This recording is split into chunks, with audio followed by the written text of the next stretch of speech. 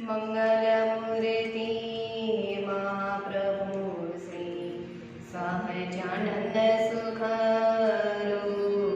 रूपा भक्ति धर्म सुत श्री हरि समरु सदायाणो परम कृपाळु जोतमी श्री कृष्ण सरेवारी प्रथम तमने प्राणमूलं वरम वारं शीर्ष नमो वरम वारं शीर्ष। ओम श्री स्वामिनारायणाय नमो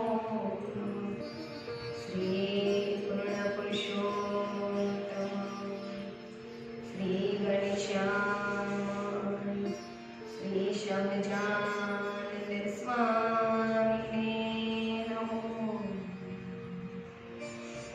जय स्वामिनारायण।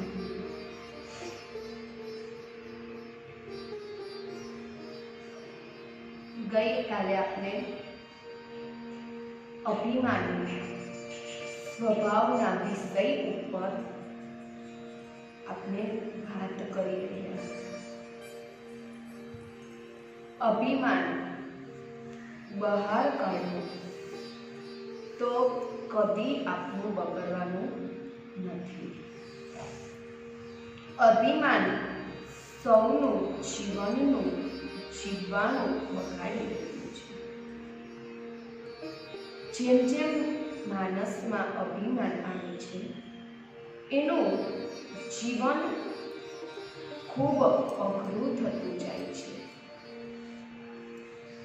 જેટલું અભિમાન હોય તેટલું જીવન આપણું અઘરું બને છે ને આપનામાં જેટલું અભિમાન હોતું નથી એટલું આપણું જીવન સરળ બને છે।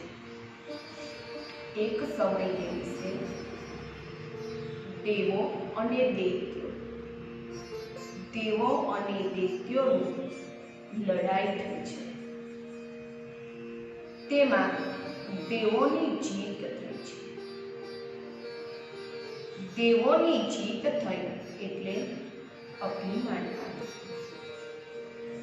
આજે પણ ઘણી જગ્યાએ એમ હોય જેના માટે થઈને લડતા હોય સફળતા મળી જાય ખુશી મળી જાય પછી માણસમાં અભિમાન ઓટોમેટિક આવવા લાગે છે। પણ જેને ભગવાનના સંત અને ભગવાનનું મહાત્મ્ય સમજ્યા છે એને એના જીવનમાં ઇન્દ્ર જેવી પદવી મળે ને આ લોકની તો સ્વર્ગલોકની ઇન્દ્ર જેવી પદવી મળે છે છતાં પણ એને અભિમાન આવતું નથી। પણ જેને ભગવાનનું મહાત્મ્ય નથી સમજ્યું એને નાની પણ પદવી મળે છે એટલે અભિમાન આવી જાય। દેવોને અભિમાન આવ્યું પણ ભગવાનને એ ગમ્યું નથી। ભગવાનને ન ગમ્યું એટલે ભગવાને યક્ષનું રૂપ લીધું છે। દેવો જીત્યા તેથી અભિમાન આવ્યું કે અમે કેવા સમર્થ છીએ અમે કેવા શક્તિશાળી છીએ કે અમારી આજે જીત થઈ। પણ એ ભગવાનને ગમતું જ નથી એટલે ભગવાને યક્ષનું રૂપ લઈને દેવતાઓ પાસે આવ્યા છે। દેવતાઓ પાસે આવ્યા અને વાયુદેવને ભગવાને પૂછ્યું કે તમે કોણ છો? વાયુદેવ કહે છે કે હું વાયુદેવ ભગવાન છું। કે તમે શું કરો છો? કે ભગવાન તમે શું કામ કરો છો? ત્યારે વાયુદેવે કહ્યું કે તમે શું મારા કાર્યથી મારા કામથી શું અજાણ છો? નાનું બાળકો હોય ને તે પણ જાણે છે. મોટા મોટા પહાડો, શિખરો, પર્વતો, ઘર, ઝાડ, પાડ બધાને હું મૂળમાંથી ઉખેડી નાખું છું કે હું મૂળમાંથી ઉખેડી નાખું છું. વાયુદેવ, એ તો તમારી શું છે કે? ત્યારે વાયુદેવ કહે છે, એ મારી સ્વયં સિદ્ધિ એટલે પોતાની શક્તિ છે કે એ મારી પોતાની શક્તિ છે કે કોઈની આપેલી નથી કે મને શક્તિ આપનાર કોણ છે? ભગવાને હાથમાં આવે તનખલું લીધું છે. આ એનો અહંકાર બોલે છે, આ અભિમાન બોલે છે.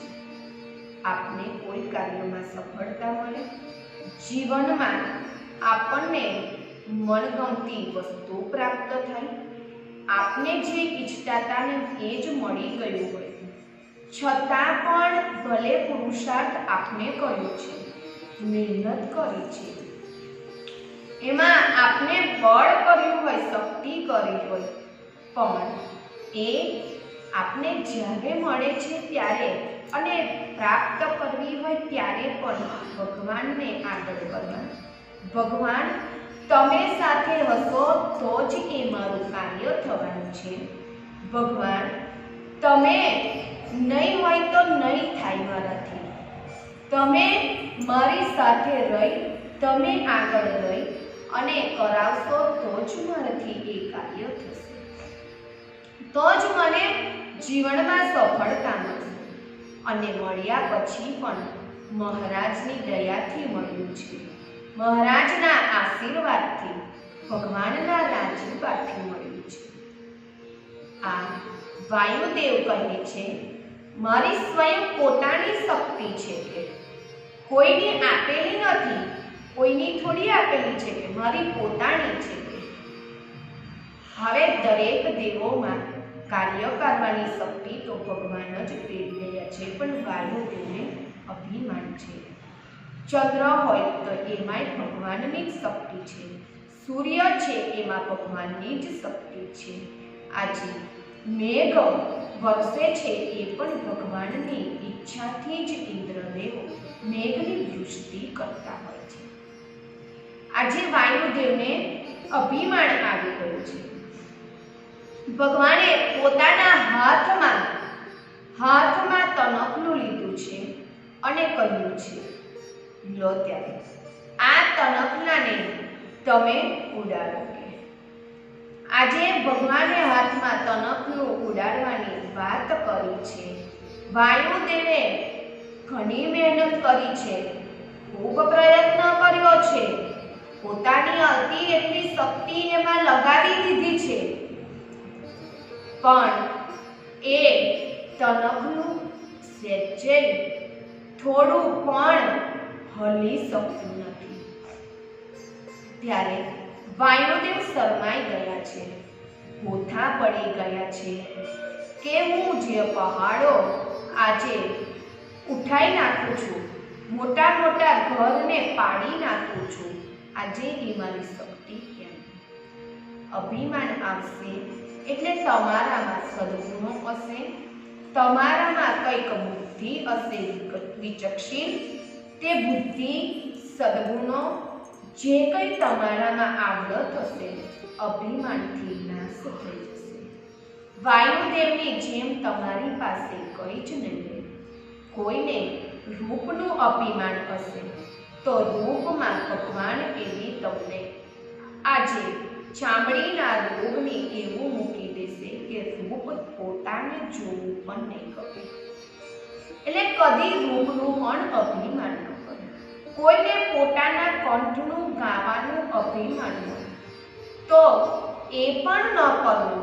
ભગવાનની દયાથી, ભગવાનની શક્તિથી અમે આ ભગવાનના ગુણ ગાઈએ છીએ, પણ મારા જેવો કંઠ કોઈનો જ નથી. હું મારી શક્તિથી ગાઉં છું તો એવું અભિમાન આવશે તો ભગવાન એ શક્તિ પણ છીનતા આવડે છે. ભગવાનને આપતા આવડે છે તો ભગવાનને લેતા પણ આવડે જ છે. ભગવાન લઈ પણ શકે છે, ભગવાન આપી પણ શકે છે. ભગવાને આપ્યું છે એટલામાં બોલવામાં શું જાય છે? ભગવાનથી તો નીચા છે તો નીચા જ રહેવાના છે. આપણે કોઈ માણસનું નામ નથી બોલવાનું કે આ માણસે મને આપી છે. એ કદાચ બોલવામાં તમને નરમ આવતી હોય, તમને શરમ આવે, પણ ભગવાનનું નામ બોલવામાં શું શરમ છે? ભગવાનનું નામ બોલવાથી તમને કઈ નીચમ નથી થવાનું, તમારી નાનપ નથી રહેવાની. ભગવાનનું નામ જેટલું લઈશું એટલી આપની મોટપ વધવાની છે. આપની મોટપ વધે છે તેનાથી ભગવાનના ગુણથી તો વધે છે. તો પછી ભગવાનની આપેલી શક્તિ, આ ભગવાનની દયાથી જ જે કાંઈ થઈ રહ્યું છે તે થાય છે.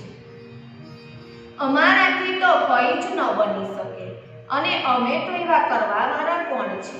અમે તો એવા પામરજી છીએ કે અમે શું કરી શકીએ? અમારાથી તો શેકો પાપડ પણ ભાગી નથી શકતો. અમારામાં તો એ પણ શક્તિ નથી. તમારે બેઠા હોય ને એવું થાય કે ચાલો મારે છીંક ખાવી છે. છીંક ખાવી છે તમે બોલો છો, પણ ખવાય છે? ન ખવાય. એ છીંક પણ ભગવાનની દયાથી અને ભગવાનની શક્તિથી ભગવાન જ્યારે પ્રેરે છે ને ત્યારે જ આવે છે. એટલી પણ આપણી તાકાત નથી.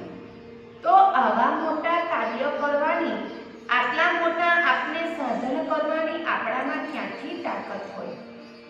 આપણે એટલું જ વિચારવાનું કે ભગવાનનો આ કંઈક રાજીપો છે એટલે આ મારું કાર્ય થઈ રહ્યું છે. વાયુદેવ તો શરમાઈ ગયા છે કે આ શું કે સૂકું તણખલું ને આટલું નાનું તણખલું પણ હું ઉડાડી નથી શકતો આજે. મારી મરજી વિના રે કોઈથી તનનું ન તોડાય, એમ મને જાણજો રે મારા આશ્રિત સૌ નર નારી.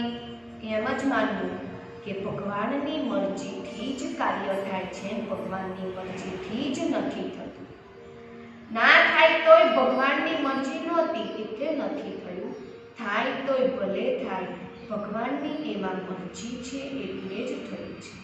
એમ સૌ નર નારી માનજો, એમ બહેનો અને પુરુષો ભાઈઓ માનજો કે આ જે કંઈ થઈ રહ્યું છે એ તો ભગવાનની મરજીથી, ભગવાનની મરજી હોય તો જ થાય, નીકળ ન થાય. સરળ થવામાં જ માલ છે અને સરળ થવામાં જ મજા છે. હાથ જોડીને, હાથ બે જોડીને હજી કરતા કેદી ન બગડે તમારો. બે હાથ જોડીને જો હજી કરીશું તો શું તેમાં બગડવાનું છે? હા ભલે લાવું છું, હા ભલે લાવું છું.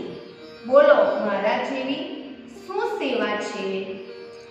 વિના સંકોચે મારામાં ભૂલ થાય તો બતાવજો, અને દાસના દાસ થઈને રહેવું, પણ અક્કડ થઈને રહેવું નહીં. કે મારી જે કંઈ ભૂલ થાય તો મને કહેજો, મને જે કંઈ સેવા મારે યોગ્ય હોય તે મને કહેજો, પણ અક્કડ થઈને રહેવું નહીં. કે અક્કડ નરને સ્વામી સૂકા લાકડા સમાન બને છે. નરને એટલે નારી અને નર એટલે પુરુષને સૂકા લાકડા સમાન બને છે. સૂકા લાકડાને તમે વારો તો ભાગી જશે, પણ લીલું હશે ને જેમ વાળશો ને તેમ એ વળી શકવાનું છે. સ્વભાવ સુધારવાની બાબત આપણને આ સ્વામી સમજાઈ રહ્યા છે આજે ભક્તિનિધિ શાસ્ત્રમાં સ્વામી સ્વભાવ આપણો કેમ સુધારવો એ આપણને શીખવાડી રહ્યા છે કે બહુ અક્કડ ન થશો, કે સમાજમાંથી પણ ફેંકાઈ જશો, સમાજમાંથી, ઘરમાંથી, સત્સંગમાંથી, દરેક જગ્યાએથી જેટલો અક્કડ સ્વભાવ રાખશો દરેક જગ્યાએથી તમે ફેંકાઈ જવાના છે. એમાં તમારી કોઈ કિંમત નહીં થાય, એમાં તમારી કોઈ ક્રેડિટ ન વધે. માટે સરળ જ બનવાની મજા છે અને સરળ જ રહેવું તો જ જીવન જીવ્યાની મજા આવશે. નહીં તો જીવન પણ તમારું બગડી જશે અને તમારી મજા પણ ઉડાડી દેશે. અભિમાન ન લાવો જીવનમાં. શેષ કથાને આપણે આવતીકાલે શ્રવણ કરીશું. સહજાનંદ સ્વામી મહારાજની જય. શ્રી કૃષ્ણ બળદેવ રેવતી માત કી જય. શ્રી હરે કૃષ્ણ મહારાજની જય. શ્રીપતિમ શ્રીધરમ સર્વદેવેશ્વરમ ભક્તિધર્માત્મજં વાસુદેવમ હરે માધવમ કેશવમ કામદામ કારણમ શ્રી સ્વામિનારાયણમ નીલકંઠમ ભજે. શ્રી સહજાનંદ